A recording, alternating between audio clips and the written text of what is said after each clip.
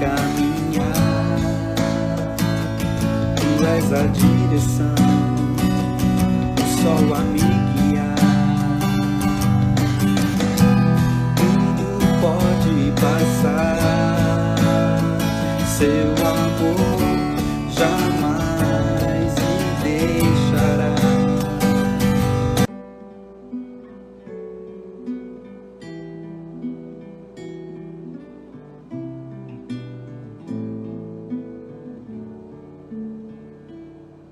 Esta paz eu sinto em minha alma, não é porque tudo me vai bem. Esta paz que eu sinto em minha alma é porque eu amo meu Senhor. Não olho circunstâncias, não olho seu amor, não me guio por vistas, alegre estou. Não olho circunstâncias, não olho seu amor, não me guio por vistas, alegre estou.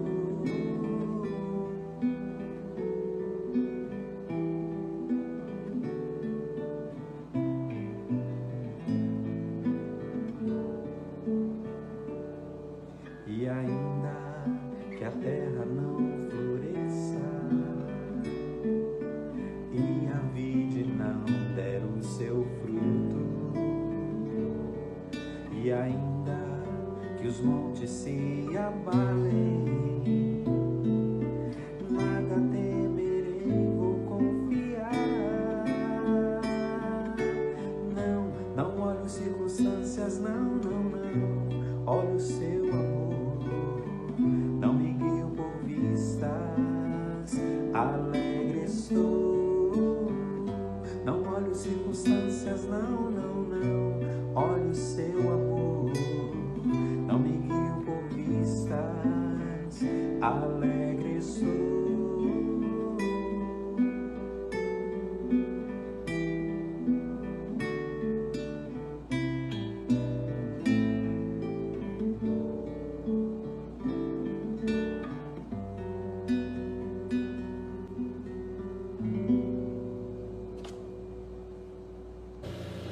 Amados irmãos, boa noite.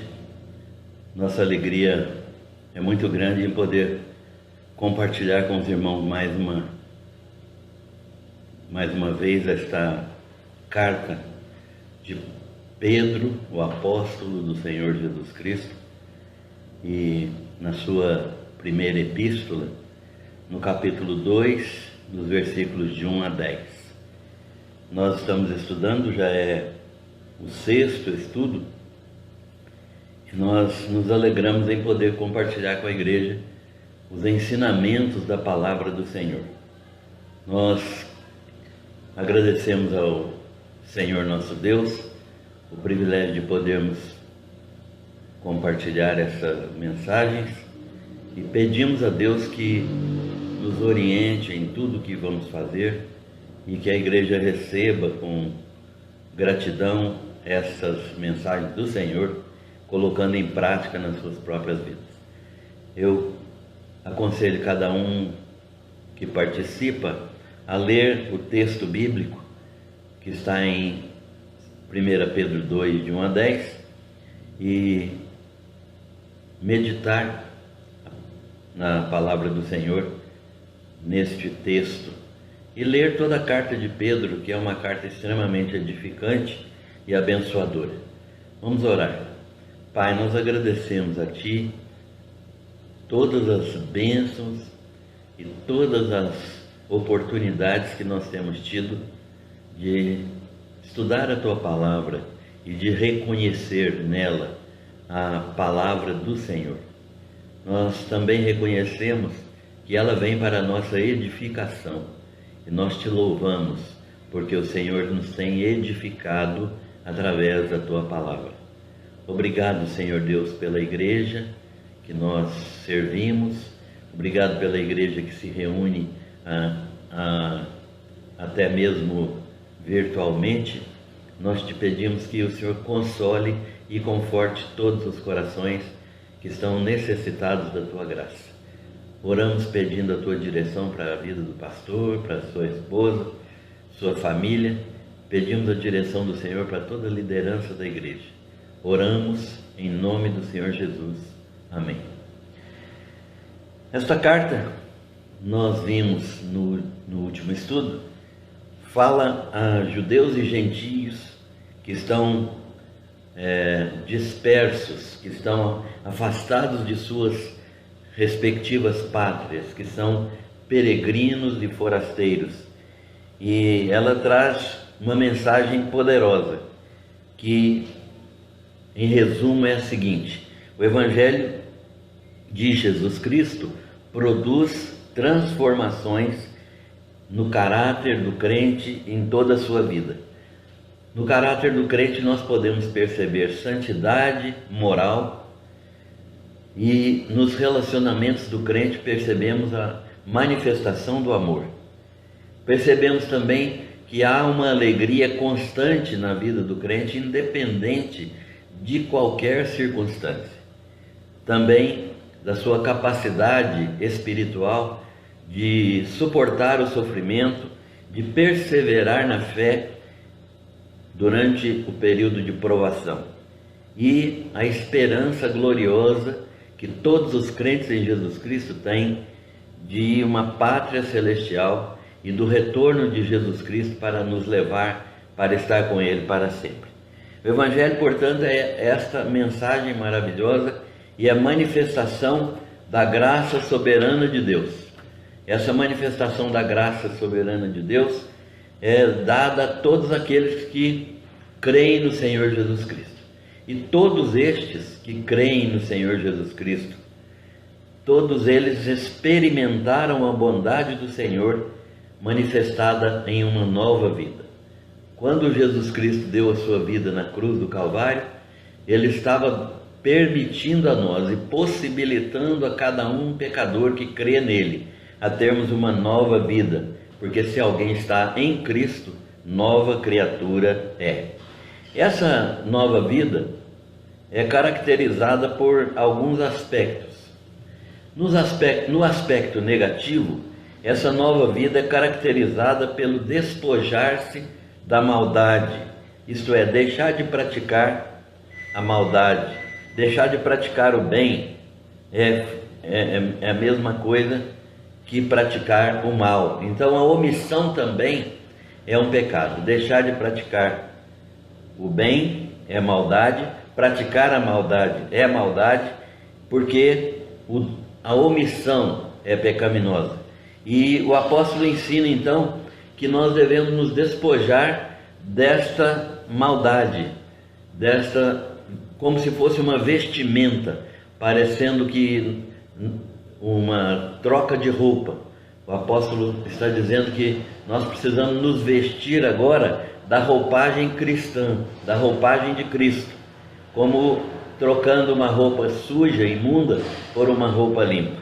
Esse despojar-se da maldade é algo que significa deixar a hipocrisia, deixar o fingimento, aquelas atitudes que são religiosas apenas, mas que não refletem o nosso interior. Há muitas pessoas, e nós precisamos ter o cuidado com isso, que são apenas religiosos. Eles no domingo têm uma atitude de religiosos, vão à igreja, participam das reuniões, chegam no templo e aparentemente estão bem, cantam louvores, entregam dízimo, mas durante a semana a sua vida é idêntica à vida dos perdidos, à vida das pessoas que não têm Deus na sua vida. E então eles têm uma prática de engano, uma prática de fingimento. Também às vezes são cheios de inveja, e a inveja é uma característica daqueles que não têm Jesus Cristo em suas vidas. Todas as vezes que eu tenho inveja de alguém, é porque eu sou egocêntrico, pratico o amor a mim mesmo, o egoísmo, estou desejando ter aquilo que outras pessoas têm e me incomodando porque que eu não tenho o que os outros têm.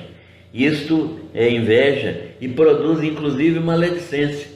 Produz um tipo de vida em que eu não abençoo com as minhas palavras a vida dos outros, mas eu sempre procuro maldizer as outras pessoas. Eu nunca valorizo o que as outras pessoas são e o que elas fazem de bom. Eu sempre acho um defeito nas pessoas e sempre ajo de maneira a maldizer a conduta das pessoas. Pedro está nos ensinando que o verdadeiro crente se despoja desse tipo de atitudes. É uma atitude de renúncia a si mesmo, renúncia à carne, renúncia aos interesses pessoais e particulares, renúncia a tudo que não é de Deus, que causa tristeza ao coração de Deus e que manifesta desobediência. Portanto, é um aspecto negativo de despojar-se da maldade. Mas há um aspecto positivo dessa nova vida. A nova vida se manifesta agora de uma maneira positiva em alguns aspectos que nós vamos salientar que estão presentes na carta. Primeiro de todos é o desejo ardente, como criança pequena, como criança recém-nascida, pelo leite racional, pelo leite espiritual, que é a palavra de Deus. Ele está nos dizendo que quando nós somos crentes verdadeiramente, como uma criança recém-nascida anseia pelo leite materno, chora pelo leite materno e manifesta seus sentimentos através da agitação, do choro pelo leite materno, ele está dizendo que os crentes verdadeiros desejam ardentemente o leite racional, o leite espiritual, que é a palavra de Deus e que vem por meio dessa palavra, porque Jesus Cristo é a palavra viva e ele deixou essa palavra escrita para nos alimentarmos dela. Esse texto então nos afirma que é uma característica do crente o desejo ardente de se alimentar da palavra de Deus. Aqui cabe uma pergunta: como você trata a palavra de Deus? Muitas vezes nós negligenciamos a leitura e o estudo sistemático da palavra de Deus. Nós vemos que esta palavra é uma alimentação que deve ser constante. Ela é leite espiritual e ela traz crescimento e traz salvação. Nós estamos falando aqui de salvação, não apenas o ato salvífico que Jesus operou no dia em que nós cremos, mas aquela salvação contínua e diária que tem que ser operada na nossa vida, que nós chamamos de santificação. Isto é, Deus nos salvou do pecado, nos salvou da pena do pecado, nos salvou da condenação e continua nos salvando diariamente da presença do pecado nas nossas vidas. A santificação é esse desejo que Deus coloca no nosso coração de cada dia sermos melhores do que no dia anterior, pelo poder do Espírito Santo, já que nós mesmos não temos poder de santificação. Mas a palavra do Senhor opera santificação, e juntamente com o Espírito Santo de Deus, essa palavra produz nova vida, produz novo caráter, produz novo comportamento na vida do cristão. Nós não devemos permanecer recém-nascidos, mas devemos crescer espiritualmente. Aliás, este é um princípio fundamental da palavra de Deus, o princípio do crescimento espiritual. Se nós não crescemos espiritualmente, há algo errado na nossa vida, porque o alimento espiritual nos é dado pela palavra e o Espírito Santo usa essa palavra para transformar a nossa mente, transformar o nosso coração e transformar o nosso comportamento. Deus está construindo um novo edifício. O texto bíblico nos ensina também que há um edifício em construção do qual nós tomamos parte, um edifício de pedras. Jesus, como pedra angular, pedra principal, a pedra principal da construção, ele está assentado de tal maneira que ele se torna a pedra basilar, aquela pedra que sustenta todo o edifício, toda a construção. E nós somos pedras vivas, pedras assentadas sobre Jesus Cristo. E essas pedras vivas que somos nós, constituem o edifício que é utilizado pelo Espírito Santo para habitar nele. O apóstolo Paulo nos ensina aos Efésios que o Espírito Santo habita neste templo que é constituído de nós, seres humanos, como pedras vivas. A Bíblia também nos ensina que Jesus é a pedra fundamental, angular, e que os apóstolos e profetas do Novo Testamento são pedras que estão na construção, e que nós somos pedras que estão assentadas sobre o edifício apostólico. A nossa fé é apostólica. Nós cremos naquilo que Jesus ensinou aos apóstolos, e estes disseminaram, estes ensinaram. Portanto, a nossa fé é sustentada pela crença apostólica, que por sua vez está fundada na pessoa de Jesus. Deus está construindo um edifício vivo, de pedras vivas, cuja base é Ele mesmo. Ele é a pedra fundamental, o Cristo ressuscitado. Essa é a pedra que Deus chamou de eleita, uma pedra escolhida, preparada para ser pedra fundamental, eleita e preciosa, ou seja, de valor incalculável, de valor infinito, de valor que nós não podemos avaliar, é inavaliável. Essa pedra foi anunciada pelos profetas. Os profetas falaram dela, anunciando nessa pedra uma dupla ação.